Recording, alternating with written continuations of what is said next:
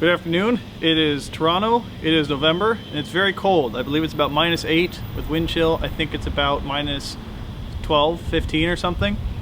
And I know it's not as cold as Antarctica, but it's cold for me. I have not touched my poor Corvette in over a month. I haven't touched it, I haven't started it, I haven't done anything. It's been sitting under tarps in front of my girlfriend's house. I finally have garage space put at my own house, so we're gonna fire it up and hopefully it works.